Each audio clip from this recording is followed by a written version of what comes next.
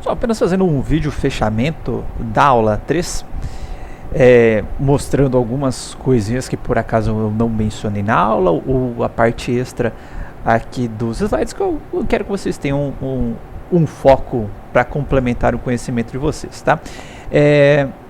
Na parte que a gente estava tratando das requisições do tipo post, né, eu meio que já fui direto para o body parser, falei que tinha um certo probleminha comum a diversas linguagens de programação, tá? Muito em função do funcionamento, tá? De quando você envia algo no corpo da requisição, porque não chega toda a informação do corpo de uma vez, né? A informação ela vai por parte junto com os pacotinhos da rede, tá? Então e eu fui direto, né? Falei desse problema, fui direto para o body parser. Aqui nos slides, na hora de fazer ou começar a utilizar o put, então vamos ao put, post, desculpa, não put não, ao post, tá? Eu coloquei o exemplinho básico, né, bem parecido com o que está na videoaula, simplesmente fazendo a requisição do post, né, e chegando o undefined aqui, né, porque ele conseguiu interpretar. Mas existe uma possibilidade de eu fazer isso sem o body parser, tá? Então aqui dentro do mesmo post, né, eu utilizei o próprio campo do recbody aqui para inicializá-lo vazio, tá? E aí eu crio um evento para lidar com isso, né? Lembrando que a gente tem o onClick,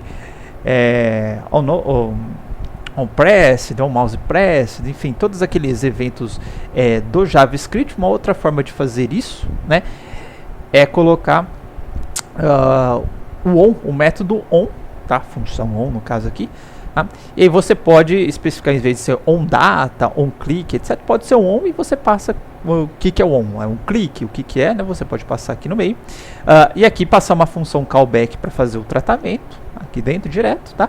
E aqui, enquanto tiver esse onData, enquanto tiver recebendo dados, né, ele vai disparando esse evento, e aí vai se fazendo uma concatenação aqui nesse body, apenas pegando os dados que estão chegando e convertendo-os para string, tá? Então existe essa possibilidade aqui.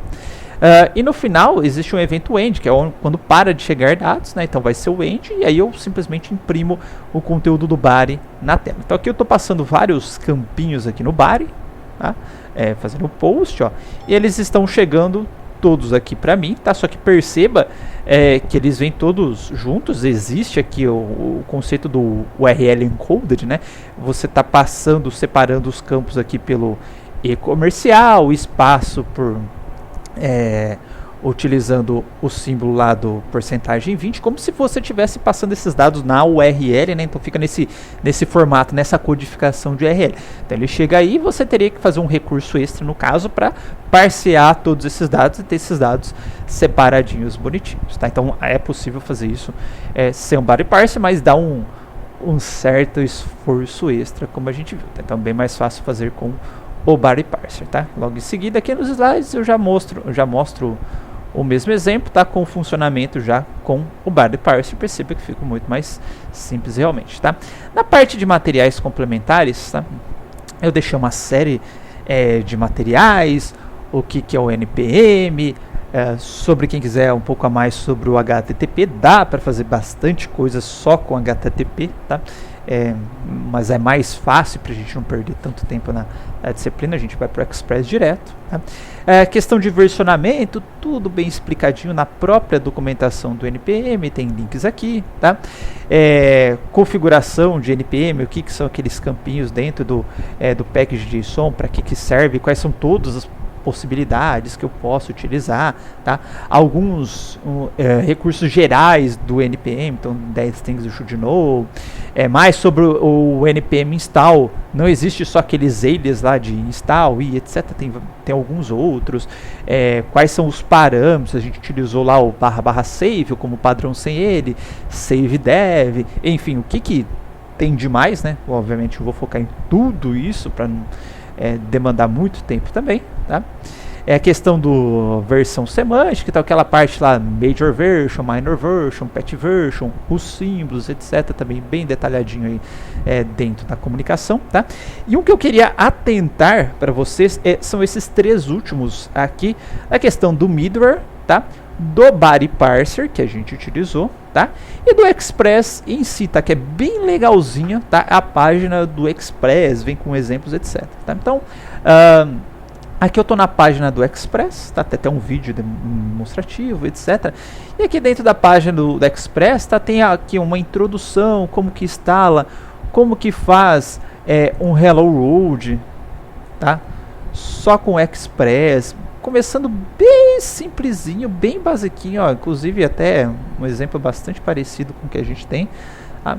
E aí como que eu faço um roteamento básico aqui, ó, com get, com post, tá bem interessante, bem detalhadinho essa parte do Express. Tem alguns recursos extras aqui, né, como que eu faço para tratar arquivos estáticos, eu vou passar um pouquinho mais para frente, tá? Questão de tópicos avançados, acho que tem uma parte aqui que utilizando gerenciamento de processo, guia, tá aqui, tá?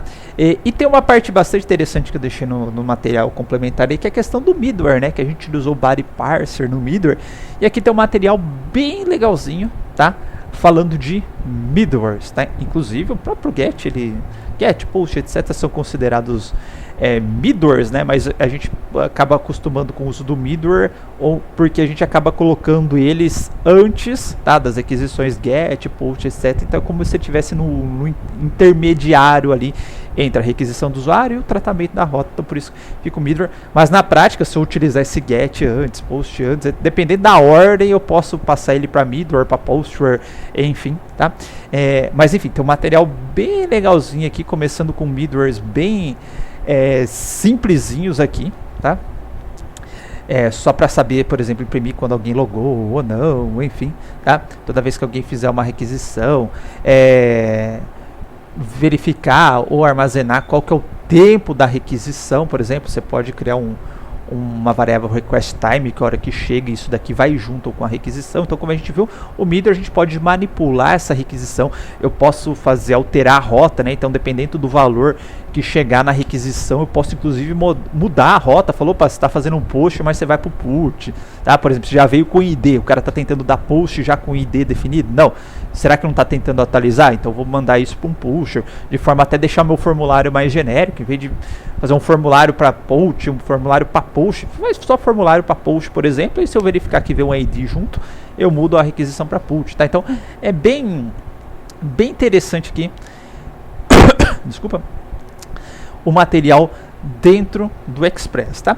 E por fim o body parser, né, que tem lá o URL encoded, enfim, o que significa o extended Guatru, eu já falei, né, permite o uso de, vamos dizer assim, tratar coisas no corpo um pouco mais complexas, por exemplo, como um JSON, tá? Então, tudo bem explicadinho aqui, com outros parâmetros que podem ser interessantes. Então, por exemplo, se você quiser colocar limite na sua requisição, fala, ó, o corpo da minha requisição não pode passar de 100k, não pode passar de 2 megas, enfim, qual que é o tipo de dado que eu vou aceitar ali, qual que é o tipo de post, vai ser forma URL encoded, não vai, tá? Então, tudo isso você tem aqui dentro da documentação do body parser, que é bastante interessante também para fazer o tratamento das requisições, tá ok? A gente passou aquilo que é essencial, mas para quem quiser saber mais, está aqui, ok, pessoal?